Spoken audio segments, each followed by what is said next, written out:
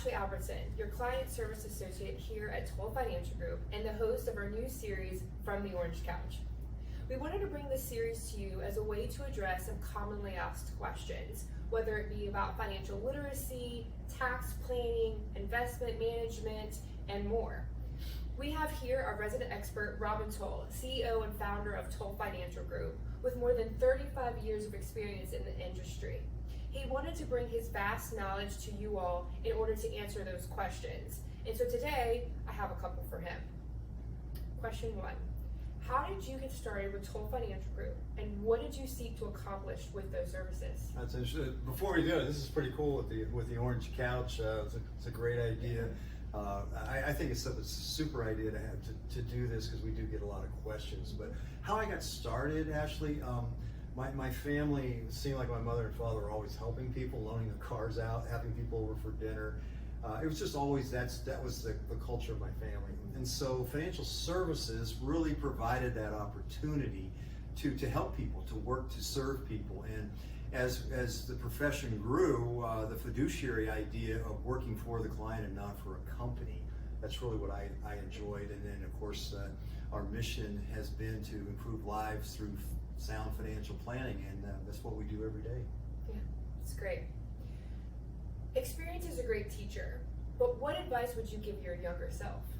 My younger self, I think the issue would always be to have a plan, and with that plan, develop some really good habits. We hear a lot about habits today. One of those habits is saving early, and I used to do workshops when I first started. And at that workshop, I'd encourage, if you're in your 30s, the idea of saving for the future. The difficulty factors like carrying a marble in your pocket. It's not very hard. But as you get in your 40s, setting aside, you have to set aside a little bit more, and the difficulty factor is more like a softball. Not as easy as a marble, but still, you can still do it. And then if you wait too long in life, that difficulty factor becomes like carrying a bowling ball. You really have to put a lot aside to catch up for those years. And so I think developing good habits of saving early and saving often, and using that law of compounding that we hear about, that where you can double your money over time through interest. Yeah, that sounds good. So there's misconceptions about money. Do I save for retirement later? Does high salary mean financial security, more money, more happiness? What would you say was the way we should be seeing money? I think with money, that the first thing is to get control of your emotions. Emotions can really mess a financial plan up.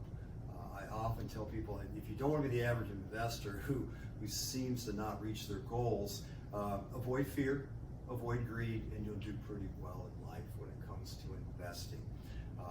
In managing emotions, and I think that also comes when it comes with how you invest your money. It's very important to have a good allocation, the proper allocation. Absolutely. So you talked about managing emotions. How does one do that? Yeah, I think, we're always going to have storms in life. I mean, we see them with the COVID, we see that with the Great Recession, all of those things, they do happen.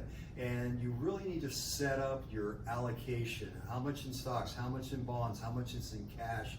You need to do that in advance before those storms of life do hit. And you'll find out that the emotions will be greatly reduced, and you won't be making decisions based on any rash action. Yeah, that makes sense. Any final thoughts, Robin? Yeah, I think the idea with investing is, there's a study that came out with Vanguard a few years ago, and the idea was to find a financial advisor, find a fiduciary, somebody that you can trust, because there's so many things involved with financial planning today that it's important to have an advisor. Whether you use Tull Financial Group or some other, find somebody that's a fiduciary. They have certified financial planners there, and engage them and use their expertise, and you'll find out that you will improve your life through sound financial planning. Of course. Thank you, Robin. So with that being said, from Robin, we want to know what questions you all have. So after this video, if you want to leave a comment, we would love to be able to address those in the future. And I think next month we'll talk about retirement planning. So stay tuned. Looks forward to it.